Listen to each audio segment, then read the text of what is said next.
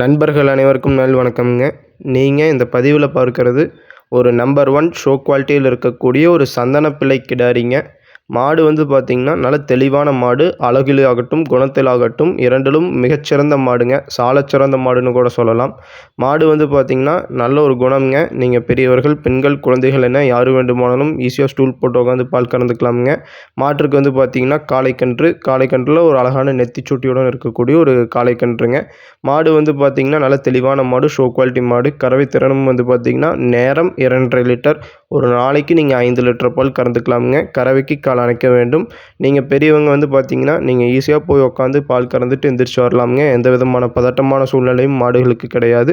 அதாவது நம்ம இன்றைக்கி தான் மாடு நம்ம கட்டுத்தறிக்கு வந்ததுங்க. நம்ம வந்தோடனே கறக்கிறோமுங்க. மாடு வந்து மிக சாதுவான குணம் கொண்ட மாடு. நிறையா நண்பர்கள் கேட்குறீங்க, ஏன் நீங்கள் வந்து மாட்டை மேலே கட்டியும் கண்ணை கீழே கட்டியும் பால் கறக்கிறீங்க அப்படின்னு. இதற்கான விளக்கம் வந்து நம்ம முன்னொரு பதிவிலே சொல்லியிருக்கிறோமுங்க. பட் இருந்தாலுமே சொல்கிறோம். மாடு வந்து பார்த்திங்கன்னா நீங்கள் நாட்டு மாடுகளை பொறுத்த வரைக்கும் அதனுடைய கன்றுகள் மிகச் சுறுசுறுப்பாக இருக்குங்க. நல்ல சூட்டிப்பாக இருக்கும். அதனால என்ன ஆகும்னு கேட்டிங்கன்னா, நீங்கள் நிலத்தில் கட்டி பால் கறக்கும்பொழுது கன்றுகள் சுற்றி வருங்க. சுற்றி வரும்பொழுது அந்த மாட்டோட மூக்கணம் வந்து நாணல் ஏற்பட்டு அந்த மூக்கு அரியறக்கான வாய்ப்பு அதிகம். அதனால் இப்படி நீங்கள் மேலே கட்டிட்டிங்கன்னா மாடுகளுக்கும் எந்த விதமான டிஸ்டர்பன்ஸும் இருக்காது. நம்மளுக்கும் கறக்கறக்கு ஈஸியாக இருக்குங்க. ஸோ இந்த மாதிரி ஒரு நல்ல அழகிய தோரணையில் சந்தன பிள்ளை கிடாரி உங்களுக்கு தேவைப்பட்டால் கான்டாக்ட் பண்ணி தெளிவுபடுத்தி வாங்கிக்கலாமுங்க. நன்றி, வணக்கம்.